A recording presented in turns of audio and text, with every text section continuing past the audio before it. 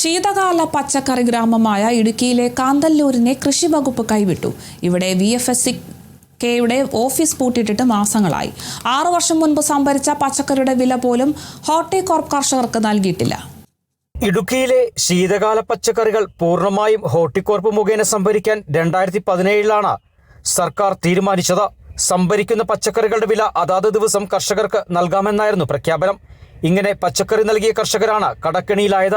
80,000 രൂപ കിട്ടാറുണ്ട്. 6 വർഷമായിട്ട് ഇതുവരെ കിട്ടിയില്ല. ഇനി ഈ ഭാഗത്ത് തന്നെ 13 ലക്ഷം രൂപ കൊടുക്കാനുണ്ട്. അപ്പോൾ അത് കാരണം ഈ വെളുത്തുള്ളി മാത്രമാണ് ഇവിടെ ചെയ്യുന്നത്. ഇപ്പോൾ വെളുത്തുള്ളി ആണെങ്കിൽ തമിഴ്നാട്ടിൽ കൊണ്ട് വിൽക്കാം. ക്യാരറ്റ്, ഉരുളക്കിഴങ്ങ്, ബീൻസ്, കാബേജ് ഇതൊക്കെ സാധനം മേടിച്ചിട്ട് ഇതുവരെ പൈസ ഇവിടെ ഒരുപാട് ആൾക്ക് കിട്ടാറുണ്ട്. VFSC ഉള്ളപ്പോൾ നമുക്ക് നല്ലപോലെ ചെയ്തുകൊണ്ട് സാധനങ്ങളൊക്കെ കൊടുത്താൽ നമുക്ക് വില കിട്ടിയില്ലെങ്കിൽ പകുതി പൈസ കുറച്ച് തന്നുകൊണ്ടിരുന്ന. ഇപ്പോൾ ഇടയ്ക്ക് മൊത്തം നിന്നുപോയി. ക്യാരറ്റും പോകുന്നില്ല, കാബേജും പോകുന്നില്ല. അതങ്ങനെ ആരും ചെയ്യാറുമില്ല. പിന്നെ പണിക്കൂടി ഒരുപാട് ചിലവ് കാര്യങ്ങളുണ്ട്. പിന്നെ അത് കാരണം കൊണ്ട് കൃഷി പൊതുവായിട്ട് കുറവാണ്, വളരെ കുറവാണ്. ഇപ്പോൾ വട്ടവട, കാന്തല്ലൂർ എന്നിവിടങ്ങളിൽ നിന്നുള്ള പച്ചക്കറികൾ ഹോർട്ടികോർപ്പ് സംഭരിച്ച് VFPCK വഴി വിറ്റഴിക്കാനായിരുന്നു തീരുമാനം.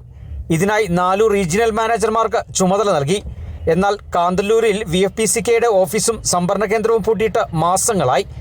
വിഷരഹിത പച്ചക്കറികൾ ന്യായവിലയ്ക്ക് ജനങ്ങളിലെത്തിക്കാനുള്ള പദ്ധതിയാണ് കൃഷി വകുപ്പിന്റെ കെടുകാര്യസ്ഥത മൂലം തകർന്നത്. ഹോർട്ടികോർപ്പിനെ വിശ്വസിച്ച് പച്ചക്കറികൾ നൽകിയ കർഷകർ കടക്കണിയിലുമായി.